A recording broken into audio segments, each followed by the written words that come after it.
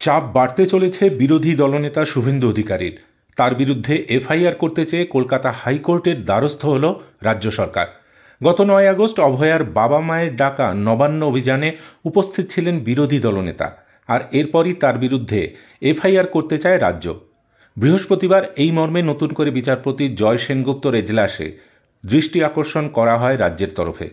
যদিও বিচারপতি সেনগুপ্তের এজলাসে এই সংক্রান্ত মামলার শুনানির এখতিয়ার আছে কিনা তা নিয়ে পাল্টা প্রশ্ন তুলেছেন শুভেন্দু অধিকারীর আইনজীবী। এদিন মামলার শুনানিতে শুভেন্দু অধিকারীর আইনজীবী জানান, এই মামলা শোনার এখতিয়ার এই মুহূর্তে এই আদালতের নেই।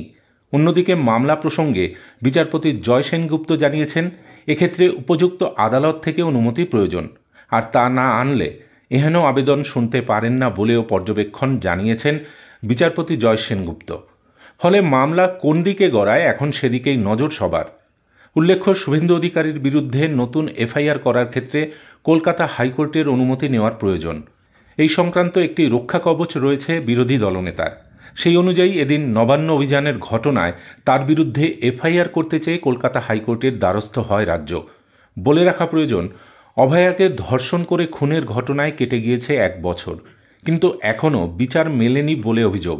এর প্রতিবাদেই ৯ আগস্ট নবান্ন অভিযানের ডাক দেন নির্যাতিতার বাবা মা।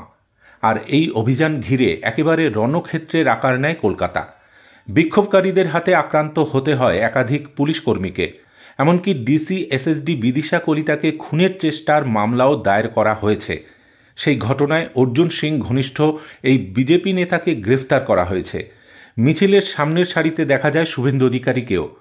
অভিযান থেকে কলকাতা পুলিশকে একেবারে অশ্লীল ভাষায় আক্রমণ শানান, জানিয়ে ইতিমধ্যে বিতর্ক তৈরি হয়েছে। জানিয়ে ইতিমধ্যেই পুলিশের গৃহিণীরা প্রতিবাদও জানিয়েছেন।